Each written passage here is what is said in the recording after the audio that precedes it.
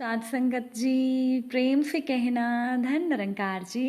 उम्मीद करती हूँ कि आप सभी बहुत अच्छे होंगे। भाई दूज की ढेरों शुभकामनाओं के साथ आज मैं आप सभी के लिए एक विशेष साखी लेकर आई हूँ। तो चलिए आज की ये साखी सुनते हैं। साध संगत जी, विवेक कह रहा था, सुनती हो आज भाई दूज है और हमें नेहा के घर भी जाना है। विवेक ने ये बात अपनी पत्नी दीपा से गाड़ी में बैठते हुए कही। दीपा ने कहा, कैसी बातें कर रहे हो आप? इतना लड़कर गई है नेहा और आप भाई दूज के सपने देख रहे हो। क्या अब भी भाई जैसा प्यार बचा होगा आपकी बहन के दिल में? अपनी बेइज्जती करवानी है तो चलो, मुझे क्या। दीपा ने विवेक को ये बात कही। विवेक ने कहा, कोई बेइज्जती नहीं होगी। मेरी बहन मुझसे छोटी है, मैं केवल उसका भाई ही नहीं हूँ। दीपा बोली, अच्छा और क्या हो? विवेक ने कहा, तुम चल रही हो ना साथ में, खुद ही देख लेना। कुछ समय के बाद विवेक की गाड़ी रुकी और उसने बहन के घर का दरवाज़ा खटखटाया। अंदर से आवाज़ आई, कौन है? आती हूँ। बहन ने भीतर से ही आवाज़ दी।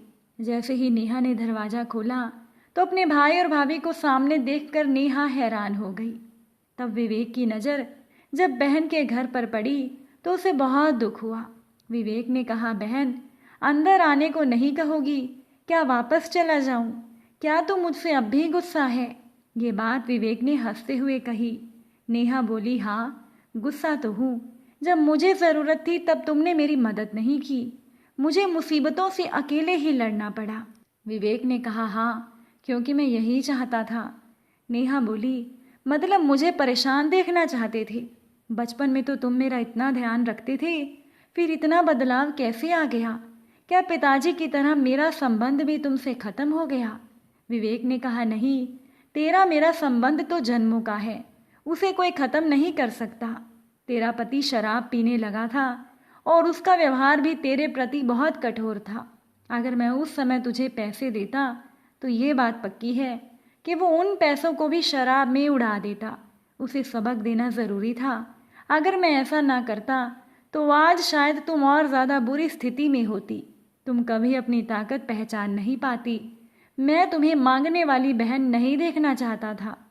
तब नेहा बोली, हाँ मरती क्या ना करती, मुझे भी कुछ करके जिंदा तो रखना ही था ना खुद को। विवेक बोला, मैं भी यही चाहता था, पर मैं तुमसे एक बात पूछता हूँ। तेरा पहला ऑर्डर कुमार सन्स का था, दूसरा ऑर्डर जैन एंड जैन का था और तीसरा ऑर्डर सिंह साहब का था या नहीं?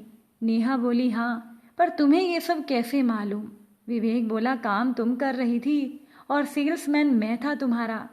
वो सब लोग मेरे ही जानकार थे। मैं कभी नहीं चाहता था कि मेरी बहन कमज़ोर रहे। मैं केवल तुम्हारा भाई ही नहीं हूँ, मैं तुम्हारा पिता भी हूँ, पिताजी के जाने के बाद। अब तुम्हें पैसों की कीमत पता है और तुम्हारा पति भी सुधर चुका है। ये लो 10 लाख रुपए, अब अपना कारोबार आगे बढ़ाओ। तुम्हें ज़रूरत तो 1 लाख की थी ना। मैं दूर ही सही, मगर मैं हमेशा तुम्हारे पास था। नेहा बोली, भाई मुझे माफ़ कर दो, सचमुच तुम मेरे भाई नहीं, तुम मेरे पिता हो। विवेक ने कहा, नहीं, मुझे भाई ही रहने दे, वरना मैं लड़ूंगा किससे? चल जल्दी से टीका कर, तेरी भाभी को भी उसके भाई के घर जाना है, क्योंकि ये भाई दूज केवल हमारी ही नहीं है। बहन, भाई, भाभी सभी के चेहरों पर सुकून भरी हंसी थी। साथ संगत जी, केवल भाई का ही रिश्ता ऐसा है जो पिता की तरह डांट सकता है, माँ की तरह दुलार कर सकता है, बहन की तरह लड़ सकता है और दोस्त की तरह हर मुश्किल में साथ खड़ा रह सकता है।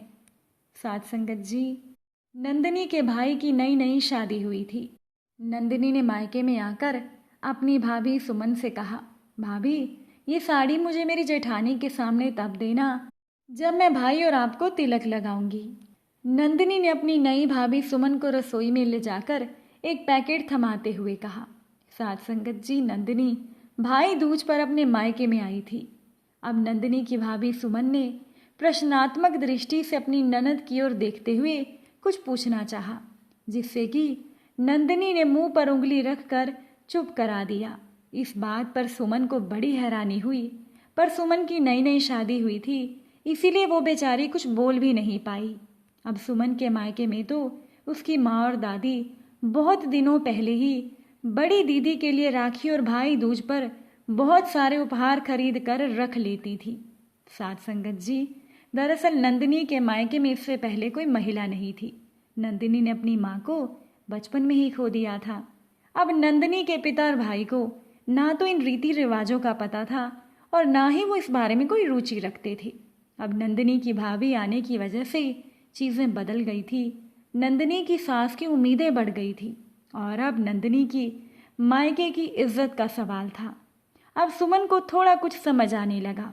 उसने अपनी संदूक खोली, एक और नई साड़ी, साथ ही चूड़ी बिंदी भी निकाल कर रख ली।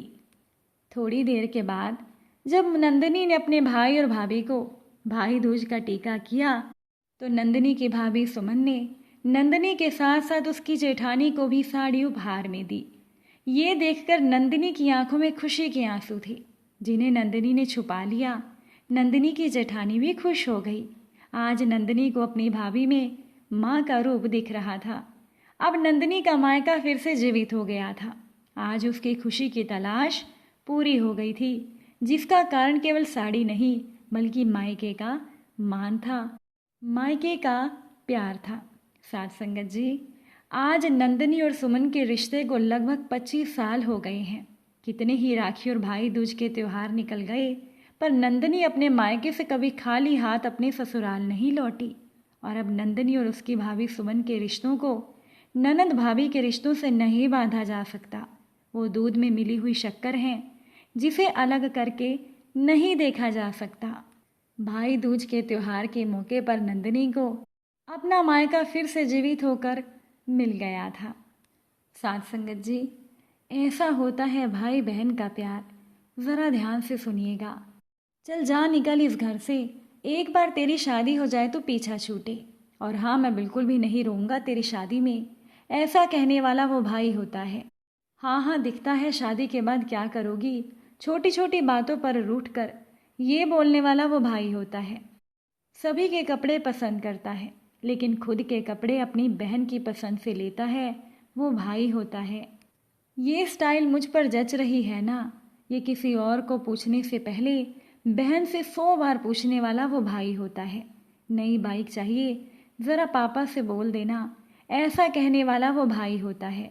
मेरे फ़ोन को हाथ ना लगा, ऐसा कहकर आपका फ़ोन जो हक से लेता है वो भाई होता है।